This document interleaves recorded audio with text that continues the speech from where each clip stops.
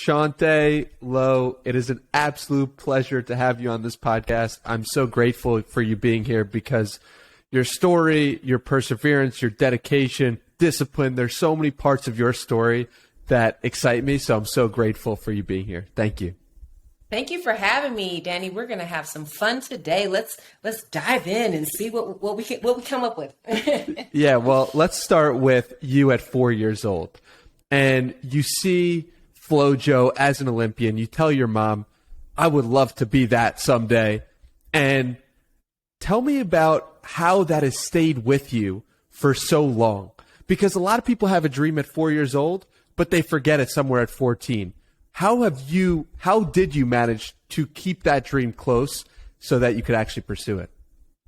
I think it's two things. So, first of all, I was an adventurous type child, probably like every mom's nightmare, where when she wasn't looking, I was either eating pennies, jumping off the second story of like a building, or like just doing the most outlandish and crazy things. So like being attracted to something that was very body motivated and active was definitely going to be my path. But to be fair, I also wanted to marry Michael Jackson, become a doctor, and be an astronaut.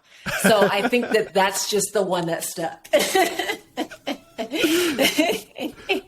That's hilarious. So, okay, so you have this dream of being an Olympian one day, and yeah.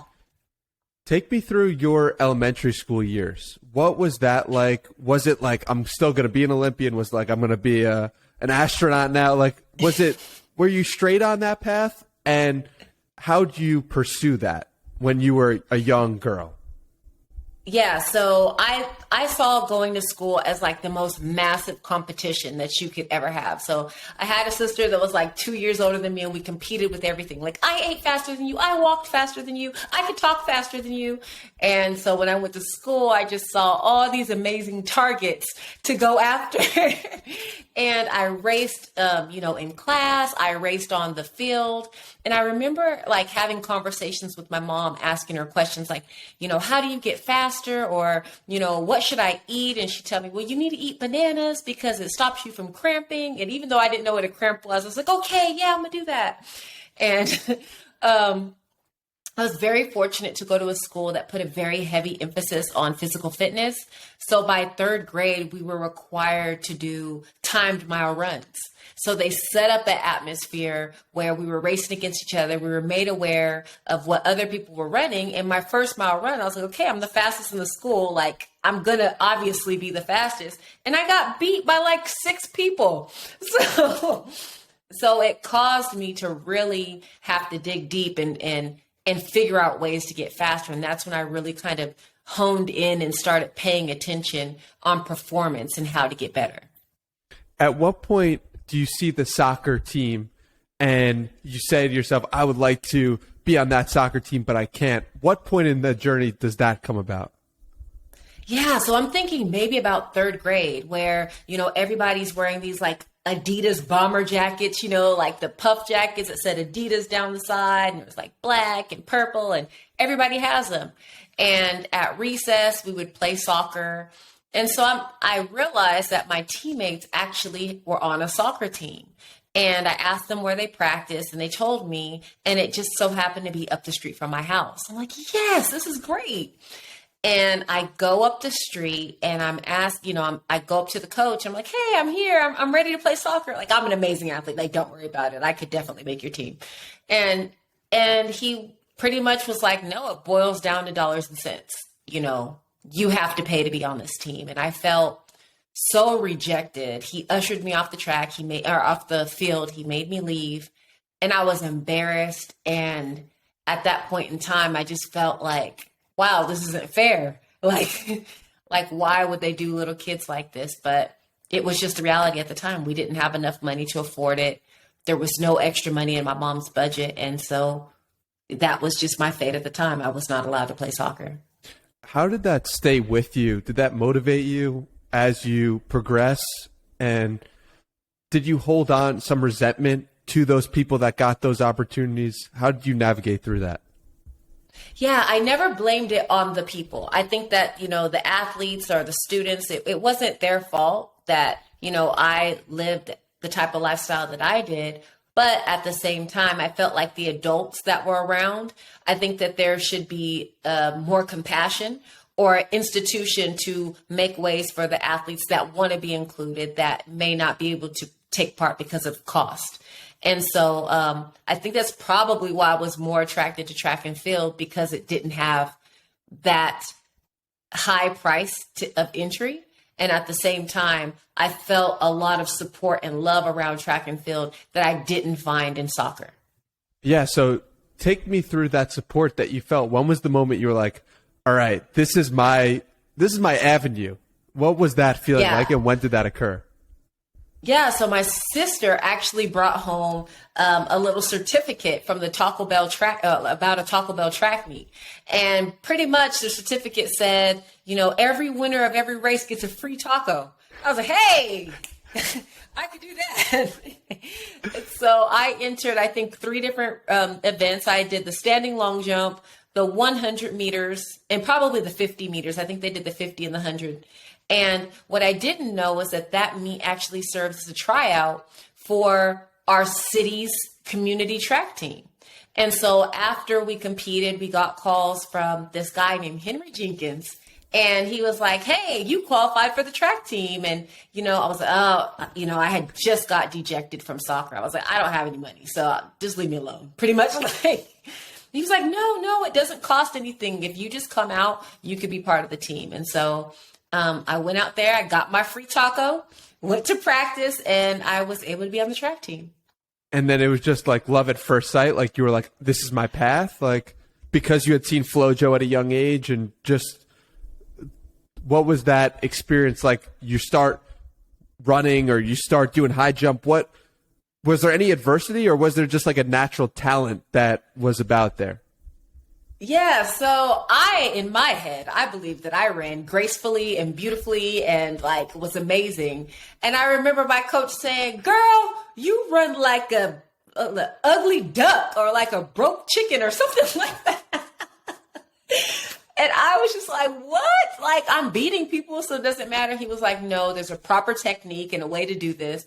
And, to answer your question about FloJo, that vision of seeing her in that stadium and watching people cheer for her and just watching her break those records never left my mind. Like, everywhere that I went, I was either jumping or running. I never walked. And anybody who knows me could attest to that. So going out there on the track, I was right in my element. And for the first time, it was no longer natural ability, but now I'm actually working on technique and becoming knowledgeable, not by me just watching other people, but by somebody who actually knows what they're talking about. And so that meet was to take part in the state championships through the Hershey track and field kind of AAU type system. And so it was my first introduction, and we trained hard and we believed we were ready. And then we went to the state meet and we got our butts whooped. and so it was, so you get your butts whooped, and then like, what happens? Like, it was probably the best thing that ever happened, because then I was able to see that there were kids my age that were doing more amazing things on the track than I ever knew was even possible. And it gave me a benchmark to not be complacent, but to start striving even further to have a goal for next year. And that's when I think that's when my goal setting really started. And I think that my whole entire journey is like a goal setting after goal setting after goal setting. And the next year it was like, okay, let's go back next year and not get our butts whooped. And that's exactly what we did. Yeah. I'm so happy you brought up the goal setting, because one of the things that I love that you've done is you've said that you write a vision, you make a plan, you sacrifice for the plan, and execute the plan. Could you break down that process, where it began, and what this process has meant to you for so many different avenues of your own life? Yeah. So like I said, when I was younger, I was kind of trying to figure things out as I went along. It wasn't until high school that I really understood the importance of writing down a plan. I think in junior high, I kept a journal. Like I had like a little daily journal, and oh my goodness, this boy talked to me today. And it wasn't anything really important. I was just getting into a habit of writing daily. But then when I went to high school, I had these really big and lofty goals. I wanted to eventually get to the Olympics. And I knew that there were several milestones that I had to hit before I could even really say that I could get to the Olympics. And they started out with being, the conference champion, or maybe being the best high jumper on my team. And I started writing these goals down, and I noticed as I wrote them down, I achieved them. So then I just well, forget it. I want to be an Olympian, and I want to go to college, and I want a full scholarship, and I want a fine husband. I want a car. I want my house paid off. And I literally wrote all this stuff down. And there's not one thing that I wrote down on that list when I was 16 that didn't come to pass. And I just, it was a testament to me as I started seeing these things happen in my life. I was like, yo, I gotta write some more goals, some bigger goals. And so I started writing American record, Olympic medal, and national champion, professional athlete. And it worked. But definitely, as you were saying, there's a sacrifice that goes in it. You write down what it is that you want, like that vision. But then you have to have a plan. You can't just say, I wrote it, I manifested it, it's going to happen. A lot of people believe that. That doesn't work. You have to have a plan of action. And so, for my Olympic goals, it was having a coach and a system that was really going to put me towards what I wanted. I know we'll get into how I started high jumping. I'm pretty sure it's going to be one of your questions. But once I got to college, I picked a college that was great in the academics that I wanted to pursue, as well as having a coach that could get me to the Olympic Games. So it wasn't just, I'll go to any college that gives me a scholarship. I want to go to the one that's going to help me reach my goals. So, well, you had over 150 scholarship offers, right? I did. So I remember I would get these letters. The first time I got one of these letters, I thought I was in trouble. The counselor would call me to the office like, Chaunte, come up to the office. Oh gosh, what did I do? Or what did they see me do? No. And I go to the front office and they hand me a letter, and it's from a college. And I'm like, what is this? And those letters came, I think, all the way from my sophomore year all the way through my senior year. And so by the time it was said and done, there was actually 150 different letters that I received. And I ended up narrowing it down to 5 schools and ultimately chose Georgia Tech. What's that experience like of being so young and having so many people want you to join them in their mission? Was there jealousy from your friends? Was there support? What was that experience like as a high school student who received so much acclaim and accolade from all over the country? Take us through that experience for you. The pretty cool thing is that I wasn't the only one. So when you align yourself with other people that have the same vision and the same goals, you notice that you guys get to celebrate each other as you all rise up together. And we had an amazing team. We were all getting letters like that. And it started to trickle to other sports. So it wasn't just track and field, our basketball team, our football team. We all got to watch each other really get this acclaim together. And I never really saw it as having more acclaim than other people because everyone was being recruited. And it was a great experience for all of us at the same time. So it's so important to surround yourself with other people that have like-minded vision. Yeah, absolutely. And then if we fast forward a few years and you're 20 years old and you're an Olympian, and in college, a college athlete being an Olympian is such a crazy concept. And was that a similar experience where you'd surround yourself with people who are supporting you? And because I'm sure people on your team were like, oh my God, this woman is going to the Olympics. Like, that's pretty crazy. And people in your school. So what was that experience like? It was really challenging. I think at a certain period of time, I believe, and this is not from anybody telling me, but I believe that my teammates thought that I was a show off at practice. But I think it's because, everybody that pretty much runs tracks, I want to go to the Olympics. But I don't think that they actually understood it was my goal since I was 4. So when coach would say, run a workout like this, at like 80%. I'm 100% all the time. And they thought that I was just trying to make them look bad. I was like, no, I'm going to the Olympics. You can come with me, but I'm going. But I had amazing teammates that, even though they might not have understood it, they supported me. And I saw them kind of level up with me. So it was difficult at sometimes, but I think it's just because the understanding wasn't there. But by the time I made the team, they're like, oh my gosh, she was for real, for real. Like she really wanted to go. What do you have to sacrifice to be a junior in college and be an Olympian? Yeah, so I think the sacrifice started in high school. And I remember there were certain things that our team just didn't do. So like they said, we don't eat out. We don't eat fried foods. We don't drink soda. And it's like those little sacrifices started in high school where it's like withholding certain things from yourself that you know are directly in conflict with where you want to go with your goals.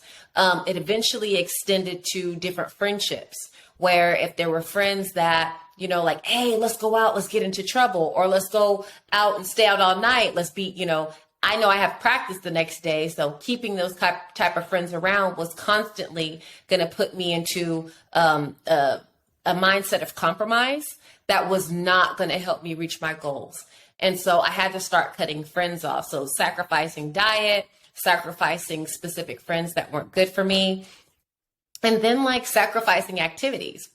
When I was 4, I was jumping off of like second story buildings. So by the time I went to college, I wanted to jump out of a plane.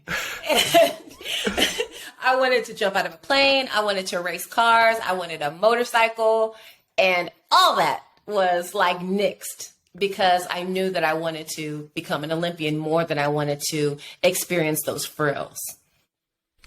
And then, you know, afterwards, like studies. So I had to make sure that because I went to a really difficult school, I sacrificed a lot of social life that I would have had to make sure that I had the grades to compete. How have you managed to create such a narrow vision in a good way to focus in on your goal and focus in on what you needed to accomplish? How does one do that? You keep your goal visible every single day. So, you know, writing it in that journal or writing it somewhere that you have to see it. This bar behind me, it's a high jump bar for those who are not watching and are just listening. I actually had that set at the American record height. So I could look at it and see it and visualize every day. But for instance, if I have a goal that I want to meet, I put it somewhere I could see it every day. It has to be in the forefront of your mind. You have to visit it every day. Don't just write it down and then bury it. You have to look at it. Wait, so let me get this straight. You had the bar created before you actually had the American record for the highest jump? Is that correct? Well, I've leveled up. I'll put it like that. I leveled up. It started with a piece of tape. And the piece of tape in my dorm room was at 6 feet. It was at 203, whatever that is. So I think that's 6'8". And then once I broke that American record, they gave me the bar. And then that's where I put that at a certain height. And then I broke the American record 2 more times. What's that feeling like of breaking of knowing that you have jumped higher than any American woman in the history of the United States? What does that feel like from your perspective? It was fantastic. And I say it because it feels like the culmination of all of your hard work. And the first one, it felt like the culmination of literally like 16 years of work, maybe 20. It felt great. And the first time I broke the American record, I was actually in Cottbus, Germany. So my coach wasn't there. My husband was there with a video camera in one hand and our daughter in the other. Everything that could have went wrong. There was like a massive rainstorm right before the competition. They wanted me to be a guest in a parade. Everything went wrong. But the training up to that point was perfect. And we had practiced all those scenarios, you know, in training where I practiced in the rain. I practiced, you know, without my coach. So we were ready. And when it happened, it was glorious. It's like time stood still and I went over the bar. It was fantastic. But the only problem with it is that it happened overseas. And I wanted to break the American record in America. And so I was like, well, we have to do it again. Had you broken it in practice before? No. Wow. No. So the first time that it happened at a meet. I was jumping heights that would suggest it was possible, but I had not yet cleared those heights. The first time that was cleared was overseas. And what your husband say, and what those around, like those closest to you, what was their reaction to this crazy feat? I think everybody was just like shocked. And the reason why, because the year before was the worst season of my life. So it kind of motivated me and really pushed me like, look, I was taking liberties and being a little bit lazy the year before. Now I gave myself no liberties. And I started doing different practices of discipline in order to make sure that I would be ready for that moment. And so when it happened, I think my competitors were probably the most shocked. Like, wait a minute, her? And but they were all very supportive, and I was shocked at how many people were happy for me. They seemed just as happy as I was, and it was great. So do you think the woman who you jumped over in practice or warm-ups was also happy for you when you cleared that? Oh, are you talking about the one who was standing in front of? Okay, that was a different meet. You want to tell that story here? So, we have warm-ups before the competition. I think when I was really, really in the thick of competing when I was younger, I took myself a little bit too seriously. And you only have like 15, 20 minutes of competition for anywhere from 15 to 20 girls to get in as many warm-up jumps as they need. And there was one particular girl that was a little aloof, standing in front of the bar, and she wouldn't move. And we're all yelling, get out of the way, move so we could jump. And she's just like, huh? And so I was like, all right. And so then I ran and I jumped over her head and I landed on the mat. And I was like, that was a jerk move. But it was kind of epic. It's when I heard that, I was cracking up. I don't know who she was either. I'm pretty sure she knows who she is, but. Well, if she's listening right now, hopefully she's happy for you and your success. But I'm sorry. If it was you, I am sorry for jumping over your head. I'm a different person now. Yeah. So take me through I've heard you talk about being a different person. Was there, and I'm sure we'll get to the cancer treatment and everything that happened, but you mentioned being a different person. When would you say the start of being a different person is? I think that we all continuously grow and change.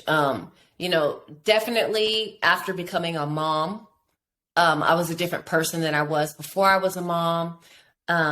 Being married, I'm a different person. Experiencing real life, love, loss, disappointment, but excitement. All those things contribute to who you are.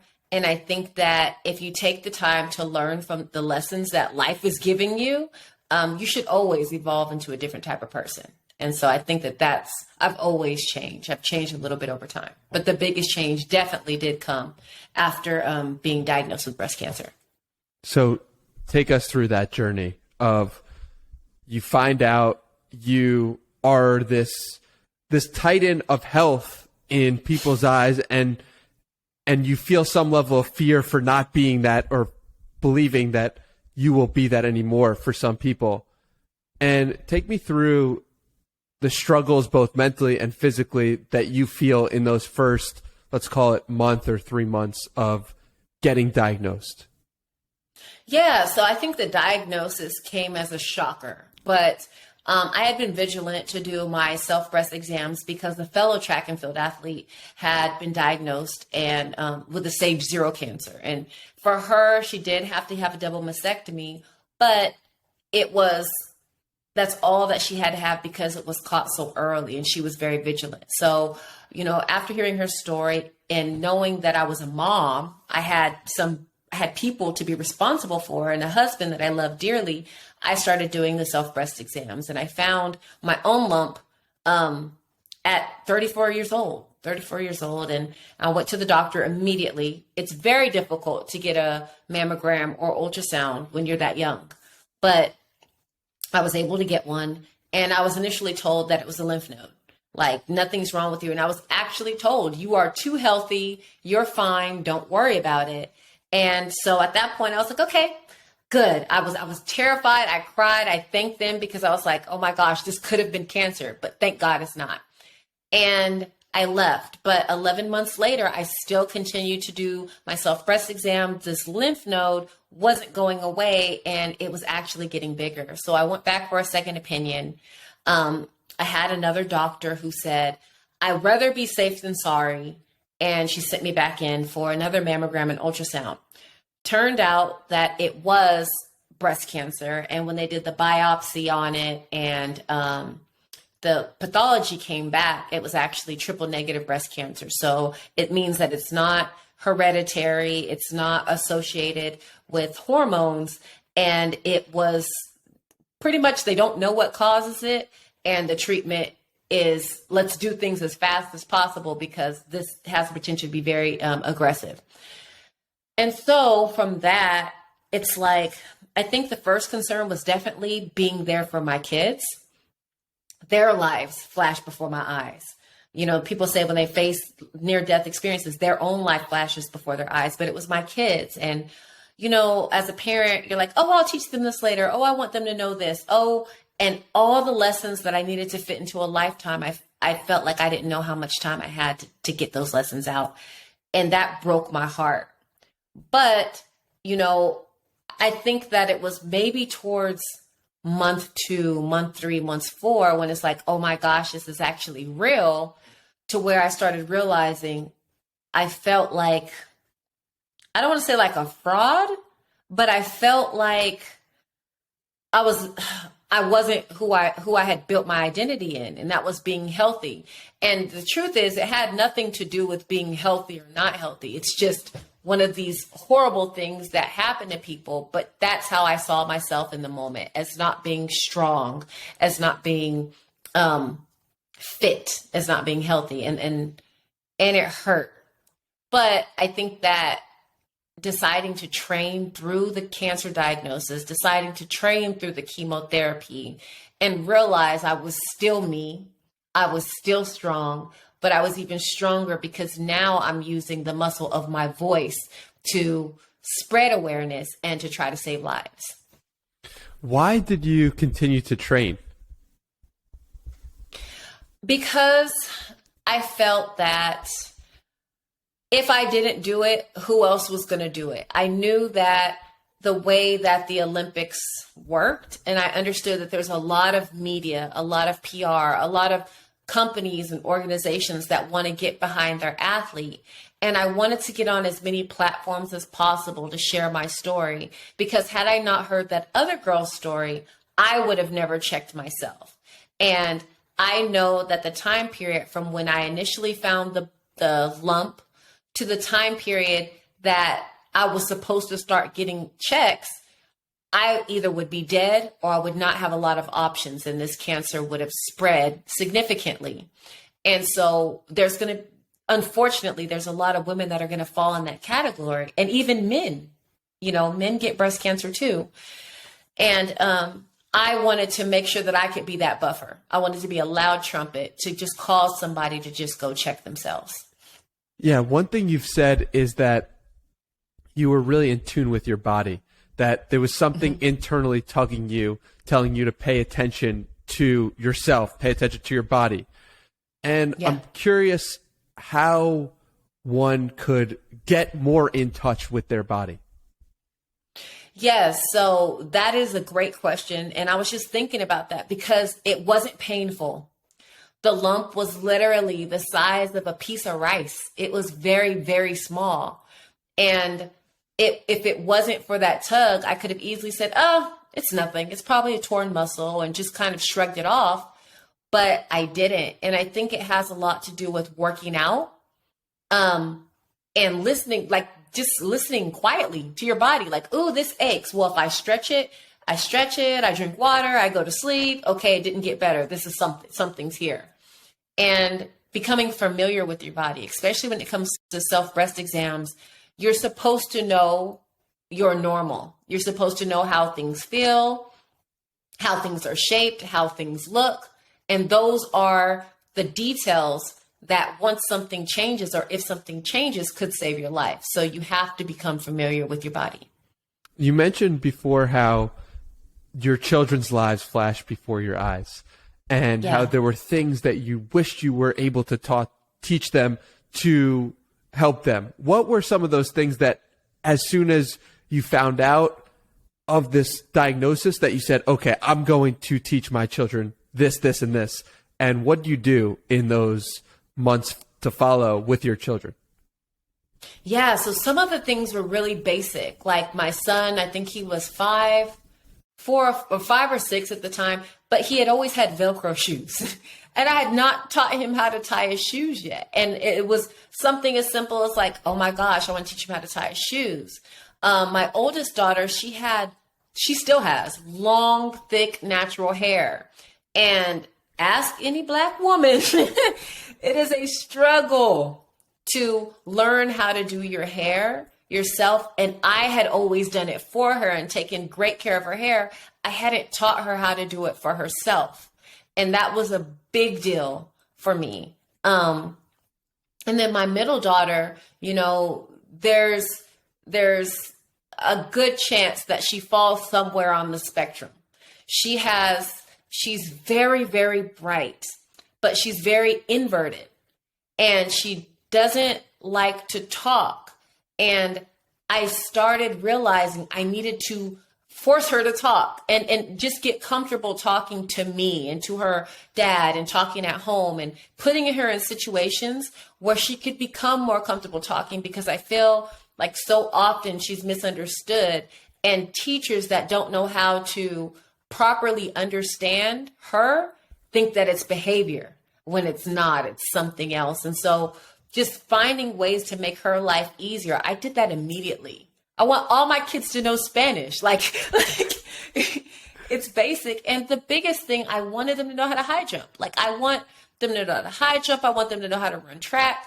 I feel like track and field is the basic building block for every sport. And so I started having track practice in the backyard, like immediately. That's fascinating. Yeah, so I know one of your daughters wants to be a YouTuber, or did it when you recorded a previous podcast, and you want her to go into high jump or track and field, or in some respect. How do you balance her wants and desires with your own wants and desires as a parent? Yeah. So like if I could have it my way, all my kids would be high jumpers, and then they'd go to college, and then they'd go to the Olympics, and that would be that. But I have to understand that I chose that path for myself, and nobody was dictating to me what I had to do that was outside of the vision I had for my life. And so as their mom, it's my responsibility to utilize the resources I have available to me to help them succeed in wherever they see themselves going. And a lot of developments have happened. That daughter that wants to be a YouTuber actually started playing volleyball, and she's really good. She's really good. So I wanted to protect her from the internet, I think.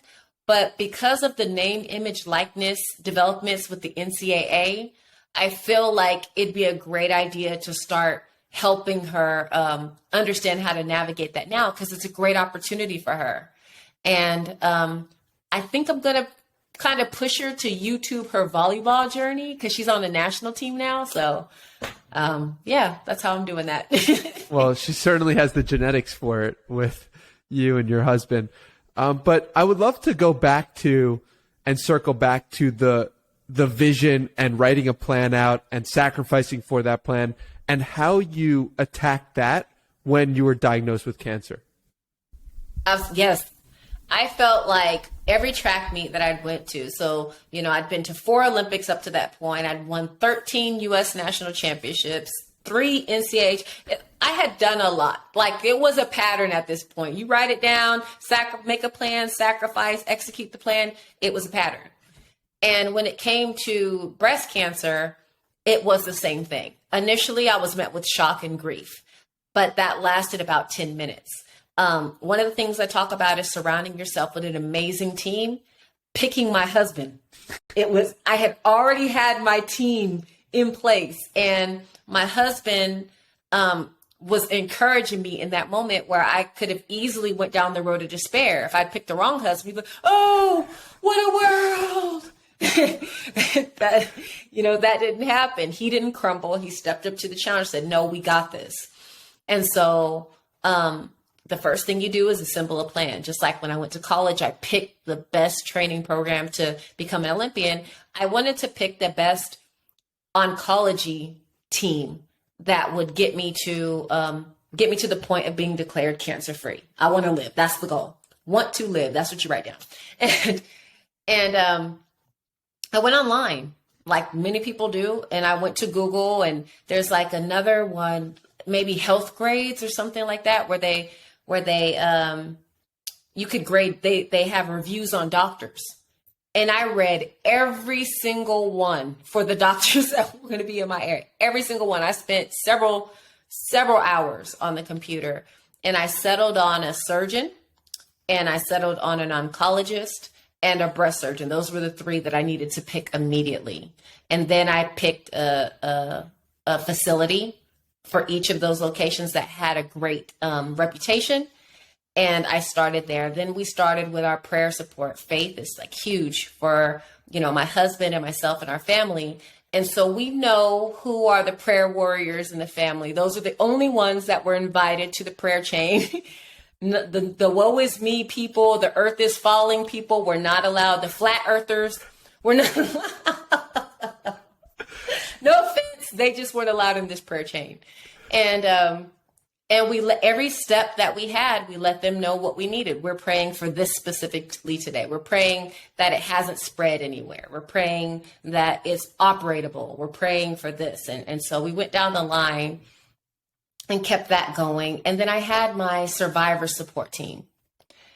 And those are the ones, I consider those success stories. I think whenever you have a goal for anything, it's going to be harder to do if you can't find somebody who's successfully done it. Because at the end of the day, you could say, well, they're flesh and blood and bones, just like me. If they could do it, then I could figure out a way to do it. And I did the same thing when it came to my survival. I found my survival network, people that I know that had it, that had already been through where I was going. And I just asked them, what should I expect? These are my treatment days. This is what I need from you. Can you call me on these days and just check in on me? And they were fantastic. And then my celebration party, like who's going to party with me when we beat this thing? And so yeah. What was the time span from the moment you got diagnosed to when you rang the bell? What was the time frame there? Ooh, I want to say maybe 6 months. Wow. 6 months, maybe 6 or 7 months. Everything went by very, very quickly.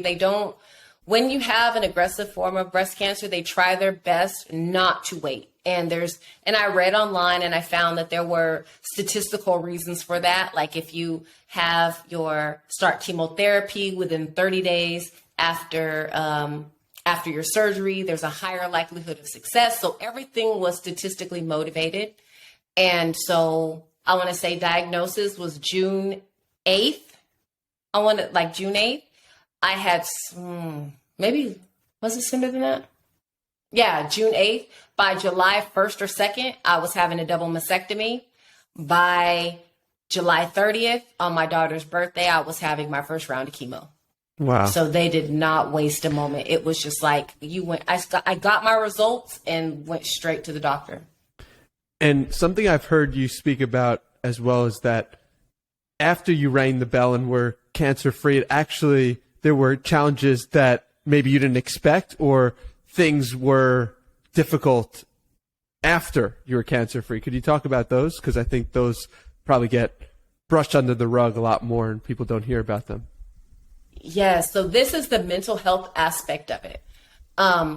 It is very difficult. Every time that you get an ache, a pain, a bruise, dimpling, because now when we talked about being in tune with your body, you are aware of every single change. And mentally, every single bump could send you into a depression, a tailspin, a feverish worry. And I had to fight that. So initially, every single time, like I could bump my shoulder on something and not feel it, and then see the bruise, like, oh my gosh, it's spread to my arm. And I had to learn how to stay hopeful and optimistic. And I had to tell myself, it's nothing until it's something. And that's what helped me get through, because if I thought that it was something, it would paralyze me. I wouldn't know how to move forward. So I would be responsible. If I saw something that was concerning to me, I'd wait 2 or 3 days. If it didn't change, I would wait 3 more days. If it got worse, I would go in immediately. And that's where I had to start setting up these frameworks to not panic at the sight of everything. And even when I went to the doctor's office, I always have, like, I'd have a dance party before, or like cook my favorite meal, go fishing, do something that takes my mind off of it so that I'm at ease. And then when I went in to go face the music, I just tried to keep it as relaxed as possible. And I told myself, it is nothing until it's something. And so far, everything has been nothing. Praise God that, we want to keep down this path. Absolutely. So something from just is so obvious from talking to you and listening to you, just like an optimistic, bubbly personality that's just so full of love and light. Where does that come from, and how can someone take steps to be that way more themselves? Yeah, so it seems so simple, and we've all heard it before, the glass is half full, right? And we think of it as a cliche, but it's not. It's a way of life. Every single situation that you face, you have pretty much 2 ways of viewing it. Like, for instance, you have an unexpected COVID baby and you could be like, wow, this is awful. My life is ruined. Or you could say, wow, what a great adventure to have an amazing blessing in the midst of everybody having such a hard time. So I've made a practice of my life that whenever I get news, I'm going to focus on the positive side of the news. That doesn't mean that I'm putting my head in the ground or being negligent. I just make sure that I look for the bright side of everything. And when I don't have the strength myself to see the bright side of everything, I need to know the people who could potentially have that and confer with them and have them help me in that. But it's literally a daily practice and a daily maintenance. And one thing that I make sure, like, we schedule in brushing our teeth, washing our face, like these are things you do. If you don't do them, you're probably not going to have any friends anyway. So, but when it comes to mental health, we don't think about it as something that needs daily maintenance. And I look at it, there's a positive and a negative side to it. So the positive side is fueling yourself with the things that make you feel good, the things that make you happy, the things that bring joy, that they bring hope. And the other side of that is weeding out the things that do the exact opposite, the things that drain you, the things that make you feel sad, that make you feel anxious. And I learned that I was surprised that some of the things that I thought made me feel good, which is like eating sugar, or like, it had an amazing crash at the other end of it, and it actually didn't make me feel good. But I love to dance. I love to go fishing. I love skating. Those are scheduled in my everyday. I do them every single day. But things that started bringing me down, like watching the news 24/7, or listening to gossip, or, taking part in, arguments and debates, like, that brought me down. So I had to cut those things out of my life. I pull them up like they're weeds, and I never try to go back to them again. And that's how I do it. When did you start noticing and becoming aware of all the negatives and positives? Or was it something that you just naturally had an eye for? It came out in my conversation. So when I started thinking about the things that I was talking about, or, like phone conversations or different things with friends, or like the first thing that comes to my mind, if it was cynical, angry, Debbie Downerish. That's then I realized that what am I feeding myself? Like, what am I feeding my soul that this is what's coming out? And when I became conscious of it, I started taking an inventory of my life and really looking for like, oh, well, I do like watching this show every single day. I said the same exact thing they said on episode 3, and I started realizing that I needed to be more careful about what I allowed to come in my ears and allowed to see with my eyes, because it was just going to come out of my mouth anyway. And then when I started doing that, I was like, let me start filling myself with things that feel good. And like, I used to love watching like those Ellen shows where she makes people cry, or like the funny videos. My husband, he would kill me if I told you this. He loves watching funny cat videos. So he'll hear this sometimes. But like, I started feeling the things that made me feel that warm, bubbly, that made my heart smile. That's what I tried to fill my day with. It's really interesting because it's very similar to writing down your vision, your goal of what you want to achieve, and then seeing it in real life. It's the same thing with the inputs that we put ourselves with on the day-to-day of watching a TV show.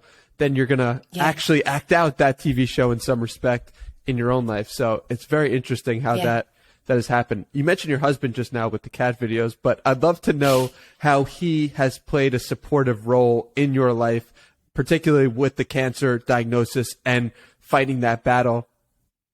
What is the best way to approach life if you are the partner of somebody who's going through an extremely difficult situation?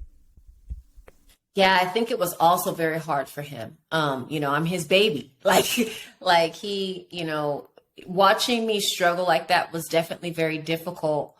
But he knew me enough to know what would fuel me and what would tear me down. And he tried to create an atmosphere where I was consistently fueled. He allowed me the rest that I needed. I needed a lot of rest. But when I needed him to walk alongside me, he just made himself available and present. And he took my lead, because at the time I didn't know what I needed. And sometimes people try to help you and they don't know what you need, and it makes things more difficult. But he just kind of was there and he took my lead. And as I needed something, he made himself available. The one thing he didn't do, which was very hard for him, was I wanted him to videotape me more in my rough moments, and he could not bring himself to do it. And I just wanted to do it because I wanted everything to be real, and I wanted people to understand what cancer patients go through. But it just was too heart-wrenching for him. So I definitely understood and respected that. But he loved me unconditionally throughout that process. Could you made sure I knew that. Yeah. Could you take us through one of those more difficult moments that he refused to videotape you, so that we could get a real sense or idea of what you went through in the real sense? Yeah, I think one of the first ones was when I realized that I was going to lose my hair. So I was doing this freezing method where they put a sub-zero degree ice helmet on your head, and you have to wear it for 8 hours. So it gives you like a splitting headache, but it's supposed to constrict the hair follicles so that the chemotherapy drug doesn't go through it. So I had made it through maybe 3 rounds of chemo, and I was like, okay, good, I'm be able to keep my hair. And I started realizing that it was coming out, and I was just so devastated because I had worked so hard to keep it. And just like seeing the sides just falling out in the back. And I just cried. I cried so badly because I wanted to be me. And when I realized it was coming out, I was like, all right, you got to videotape this. And he's like, no. And he just hugged me, and he took my phone and he threw it. He's like, no, I'm going to hug you instead. But he's a good guy for that. I'm sure going through a process like that makes you question your identity in so many senses. You used to be this athletic person who could run anywhere. You used to have this hair, and now you don't have it anymore. How do you hold on to yourself while the things you maybe built your identity around in the past are gone? Mm-hmm. Yeah. So first of all, I think that it was very important that I built up who I was on the inside. And like, there's a certain part when I was younger, like I wanted the beauty to be on the outside, to be what people see. But at a certain period of time, and I don't know when it happened, but it definitely happened before the cancer diagnosis, that I started wanting to be a beautiful person inside. I wanted to be the type of person that loved other people, that was compassionate, that cared, that listened to people. And no amount of hair on my face or my head changed that. And that's where, like, even when the hair was gone, it was like more of like being unfamiliar, looking at myself in the mirror, but I was still me. I was still the same person. And that I held on to that. And I also gave myself allowances. If I want to do things to make myself look like me, it's okay. If you want to put on some eyelashes and get yourself on fleek, it's all right, girl. Chaunte, that is such a beautiful way to come to a close for this conversation. I'm so grateful for you. I'm so grateful for your energy, your story, your optimism, your hope. It inspires me. I'm so grateful for it. Where can people connect with you further? Yes, so I am everywhere. I am on, where am I? I was about to say your name. I am on Facebook. No, I'm not on Facebook. Sorry. I'm on Instagram. I'm on LinkedIn. I'm kind of playing with Twitter, but I'm like horrible at it. So don't think I'm going to tweet anything amazing. And I am like, I speak. I do motivational speaking every single day. I got a TED Talk coming up in Boca, in Florida. Yes, in January. So I'm very excited about that. And yeah, so if you want me to come speak to your group and motivate you, go to chauntespeaks.com. And yeah, that's it. That's me. What's the TED Talk on? I can't say yet, Excuse but me. it's I was looking for that talking inside. about the journey. It's going to be good. It's really, really going to be good. We've talked a whole hour. I'm going to have to condense it into 15 minutes, but I am definitely believe that people will leave with a different perspective. I'm so excited to check that out. And thank you again for taking the time. I really appreciate it. Thank you, Danny. You're doing a great job. You keep it up, man. Thank you.